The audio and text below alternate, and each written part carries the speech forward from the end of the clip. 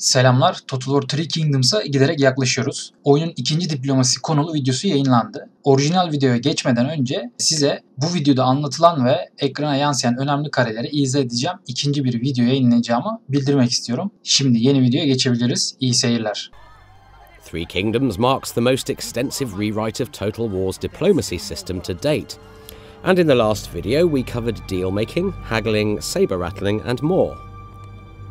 Today we'll be dealing with the different forms of alliance and how they can help you to broker major blocks of power across the campaign map. There are now two key forms of alliance, coalitions and military alliances. Each offers different levels of choice, commitment and control, and they also share some important features.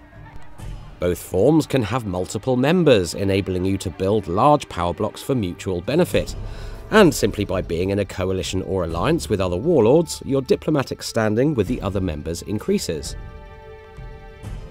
Coalitions and military alliances also benefit the mobility of your armies. Here we're in the early phases of a campaign playing as Yuan Shao, who's currently besieging a town owned by the Han Empire. As he's in enemy territory, we can see he's getting a major negative to his army's military supplies each turn. Meanwhile, his eldest son, Yuan Tan, is holding the front at home, and instead gathering supplies each turn. Coalitions and military alliances give you new tracts of friendly territory in which to rest, replenish and resupply before striking out into enemy lands once more. So let's break down the two forms of alliance. A coalition is a looser, lower commitment sort of arrangement than a military alliance. Forming a coalition is relatively easy as long as you have a neutral or better diplomatic standing with the other party. Being at war with a mutual enemy is also a definite bonus, of course. Let's see if we can get a coalition signed with Liu Bei. He names his price, which we can well afford, and yes, the pact is signed. Now, if we arrange the diplomatic faction list by group, we can see we're now part of the newly formed Thundering Sky Coalition. Once a coalition is signed, any member can invite another warlord to join. But like many major actions that a warlord wishes to perform in a coalition, the consent of all parties is required. So if we go on to invite a new warlord to the coalition, for example, the action will be voted on by the other members, and the majority rules. So if we propose inviting Cao Cao to the coalition, for example, we can see Liu Bei looks well upon this. Diplomatic standing plays a strong role in voting, of course, so the higher your standing with other members, the more likely it'll be that they'll vote in favour of any coalition action you declare. Now that we're in a coalition, we gain visibility over our fellow members' lands, where our armies can, of course, now resupply on their travels. In addition, you can only switch characters and their retinues out of armies in friendly territory, and allied territory counts as this. Being in a coalition also means you're strengthening ties with increasingly friendly factions that might join you in your wars, but that is not a given. This early in the game, for example, with relatively small holdings and wars of their own to contend with, our coalition pals may not be so inclined to join in. As a loose arrangement, there's no formal obligation for coalition members to join each other's wars. So as we declare war on Yuan Shu, we see there's no vote required. We can then of course go cap in hand to our coalition members afterwards and seek their individual support in such a war. But their military support will still need some negotiation, especially if a coalition member is friendly towards the warlord you've just declared a war on. In short, you can merrily engage in private wars without involving the entire coalition. Coalitions are easy to arrange and easy to leave too, but the benefits to maintaining a coalition are clear.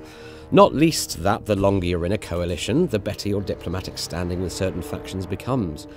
If a faction joins and it turns out to be a thorn in your side, you can call a vote to kick them out, enabling you to manage membership, provided the other members agree.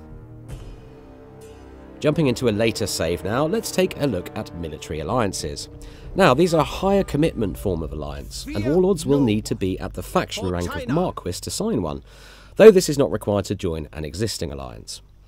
You can also transition a coalition into a military alliance on the strength of a vote, and again the warlord who proposes this must be a Marquis or better. Yuan Shao's current coalition sees him in league with Liu Biao and his vassals, plus Wang Kuang and Cao Cao. Cao Cao and Liu Biao are all for it, but Wang Kuang isn't, meaning 3 in favour and 1 against. So Wang Kuang leaves the party and we form a military alliance with Cao Cao and Liu Biao.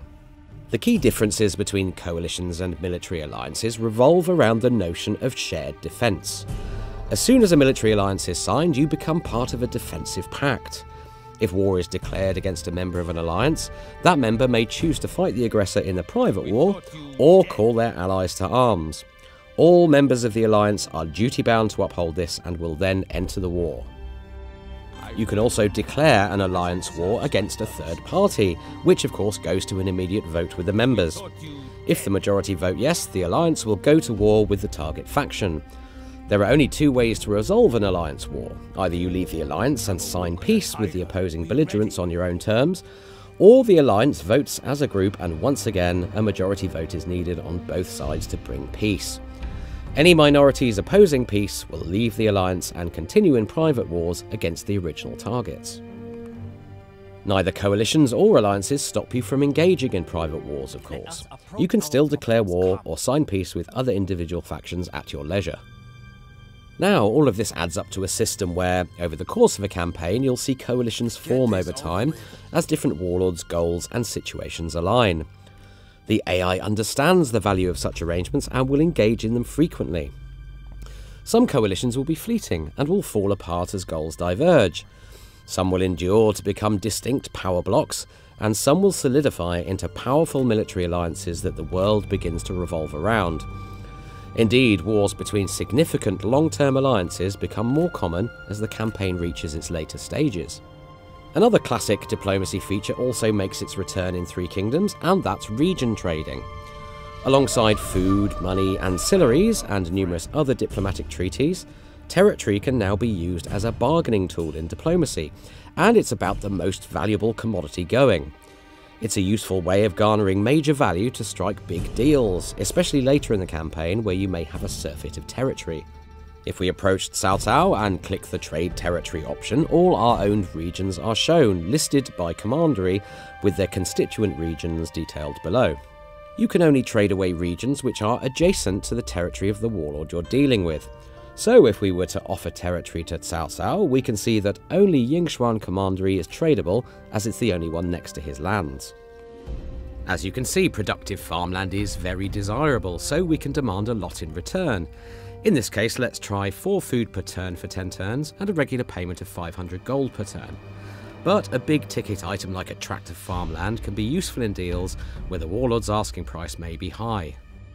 In aggregate, these many changes to diplomacy enable you to achieve more than ever before. With a host of new big-ticket assets to trade, and with the ability to forge mighty alliances between powerful warlords, the campaign power play in Total War Three Kingdoms is at once more subtle, more complex, and more far-reaching than ever before. Thank you for watching, and stay tuned for more Three Kingdoms gameplay coming very soon.